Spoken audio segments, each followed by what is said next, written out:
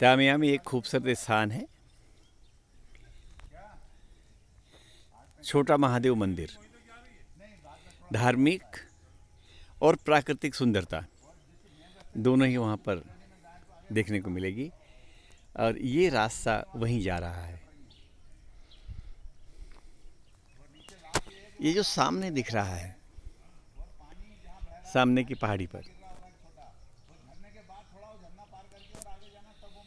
इसको love point या suicide point भी कहते हैं। थ्योरी ये है कि पहले लव करते हैं और फिर जब वो असफल हो जाता है तो सुसाइड करने के लिए भी यहीं आते हैं।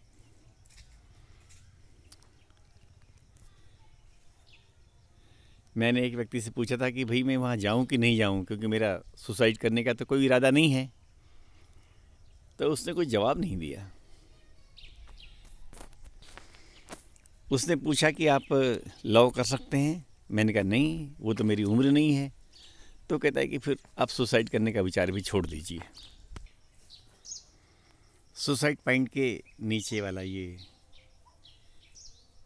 चट्टान बिल्कुल खड़ी किसी किले की दीवार जैसी नज़र आ रही है, और ये सामने है पातालकोट वैली।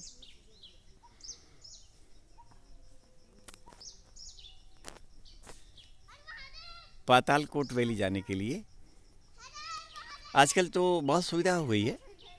कारा आम करके एक गांव है, वहाँ तक जा सकते हैं अपनी व्हीकल से, और वहाँ से लगभग 1 किलोमीटर चलना पड़ेगा जंगलों में।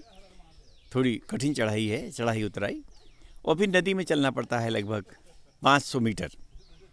वहाँ से आप सीधे राजा की गुफा तक पहुँच सकते हैं। वो वहाँ का दर्शनीय पॉइंट है।